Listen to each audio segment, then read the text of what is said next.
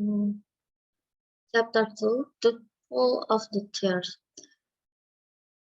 Curi- Curiouser and curiouser cried Alice. She was so much surprised that for the moment she quite forgot how to speak good English. Now I'm opening out like the large telescope that ever was good by feet. For when she looked down at her feet, they seemed to be almost out of sight. They were getting so far off. Oh, my poor little feet! I wonder who will put off your sauce and stocking for you know dears. I'm sure I'm shall be able and shall be great deal too far off the trouble myself about you. You must manage the best way you can, but I must be kind to them. Tell Alice, or perhaps they won't walk the way I want to go. Let me see. I'll give them a new pair of both every Christmas, and she went on planning to herself how she would manage it. They must be by the color she talked and how friendly it all seems. Are sending present to one on feet, and how odd the direction will look. Oh dear, what nonsense! I'm talking just at this moment her head struck against the roof of the hall. In fact, she was no rather more than 9 feet high, and she at once took up the little golden gray hair on the garden door. For Alice, it was so much she could do lying down at no one side to look out into the garden with unable to get drunk or was more helpless than ever. She sat down and began to cry again. You ought to be ashamed of yourself, said Alice. A great girl like you. She might well say this to go on crying in this way. Stop this moment, I tell you. But she went on all the same, shedding gallons tears until she was a large round hell or about 4 inches deep when reaching hold on the ball.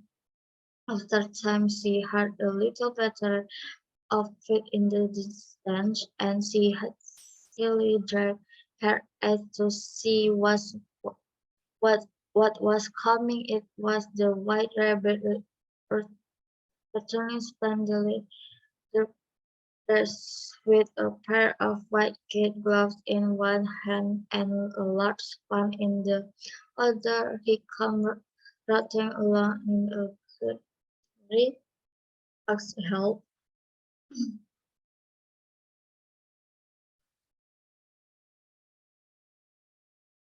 of one anyone. So when the rabbit came near her, she began in a low, timid voice. If you please, sir, the rabbit started finally dropped the white kid gloves and the fan and scurried away into the darkness of her as he could go. Alice took up the fan and gloves, and as the hall was very hot, she kept finding herself out talking, there, how queer everything is today, and yesterday things went as just as usual. I wonder if I've been changed in the night. Let me think. Was I this time when I got up this morning? Almost think I can remember feeling a little different, but if I'm not the same, the next question is who in the world I am. Am I?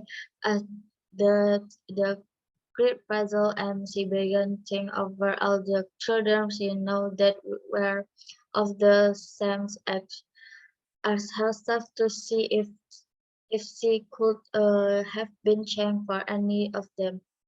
I'm sure I'm not at the seaside for her high hair. was in such a restless and mind I can my puzzling it out. I try if I know all the things I used to know. Let me see for time five the travel.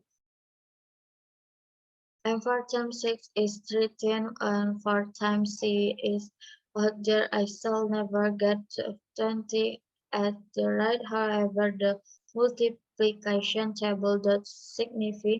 Let's try geography. London is the capital of Paris and Paris is the capital of Rome and Rome.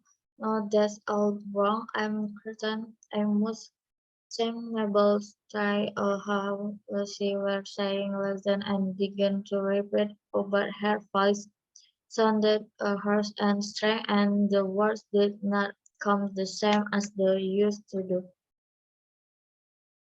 I'm sure those are not the right word said for Alice and her eyes feel the test against you when I must be a Mabel after all and I shall have to go and live in the poky little house and have next to no touch to place with and ever so many lessons learned of mine about Mabel said I shall only look up and say who am I they tell me first I start down here till I'm somebody sudden very tired of being alone here.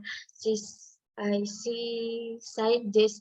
She looked down at her hands and surprised to see the set she put on one the rabbit little white cat glove while she was talking. How can I have done that? She thought.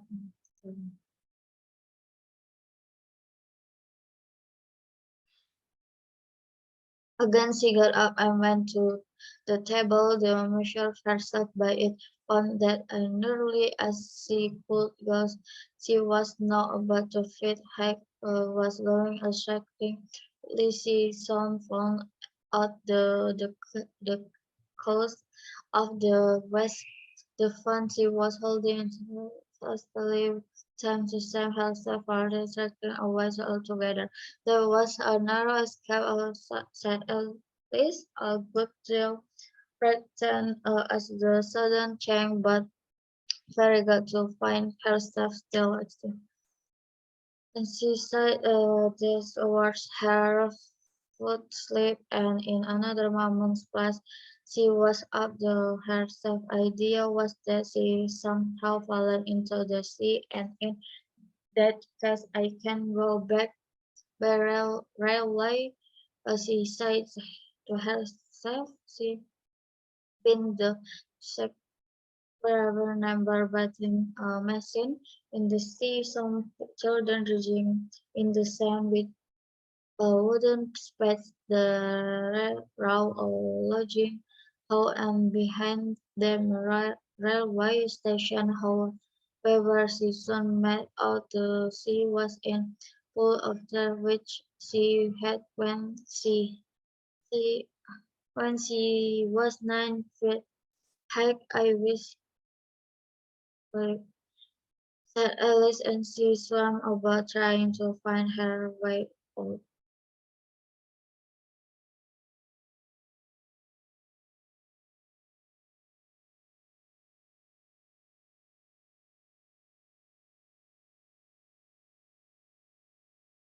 Also, punished for it now, I suppose, by being drowned in my own thirst.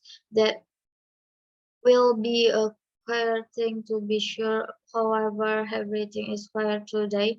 Just then she heard something splashing about in the pool and little way up, and she swam nearer to make out what it was.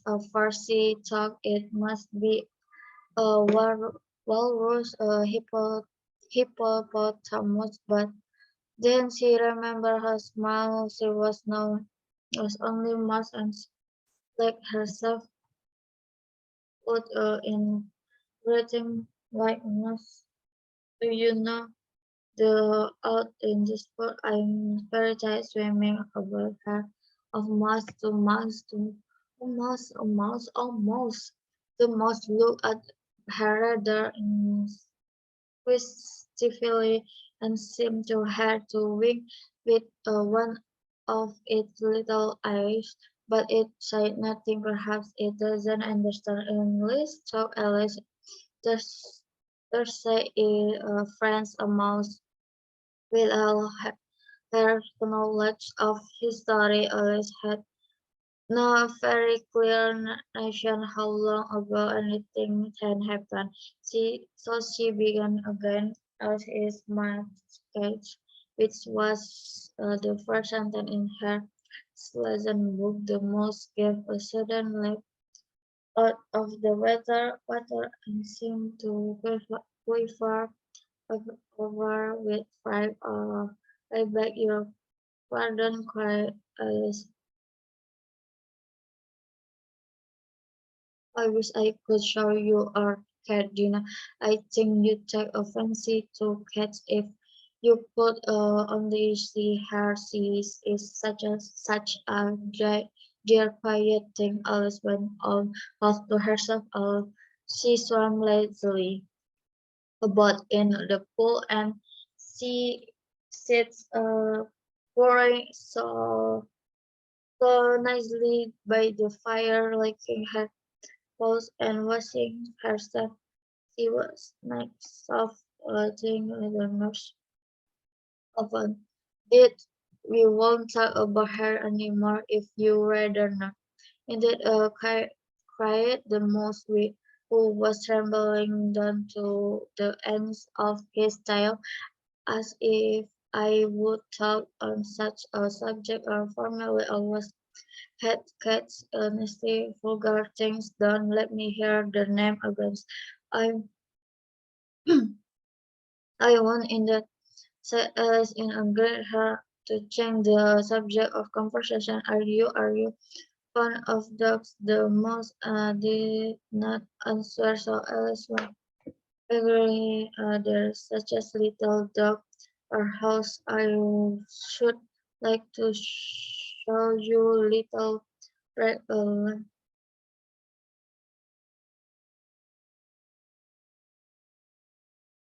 again for the mouse was swimming away for her as hard as it could go and making quiet and commotion in the pool as it went. So she called softly after it, most dear, so come back again and we will talk about cats or dogs either if you don't like them.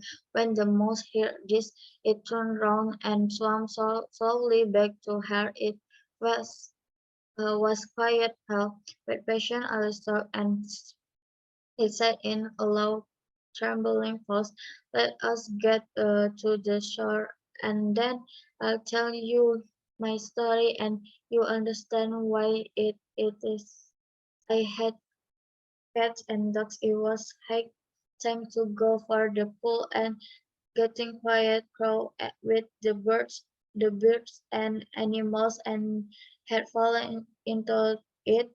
There was Duke and Dodo, Lorry and Eagle and several other creatures, and Alice led the way and the whole party swam on the shore. Okay? I will read the chapter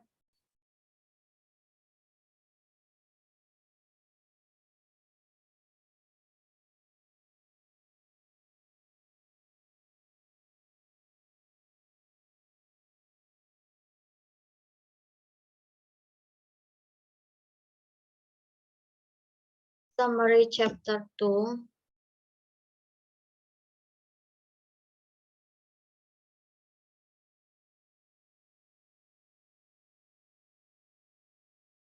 Suddenly Alice's friends are start growing and she continue growing until she reaches the calling. Now she is able to get the key from the table, but again she is too big to fit through the door. The situation makes her cry and she cries until three large fall around, which is reach half down the hall. Fanny makes a sign again until she 2 feet high to try again to enter the door.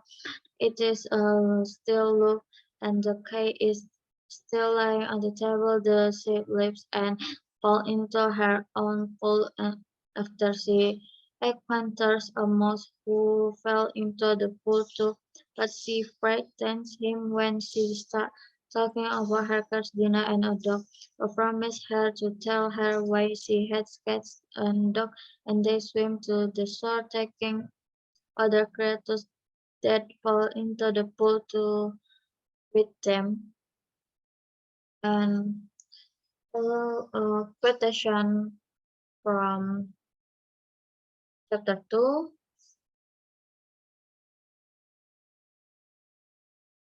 How doth the little crocodile improve his shining tail and for the waters of the Nile on every golden scale? Thank you. I will next to chapter 3.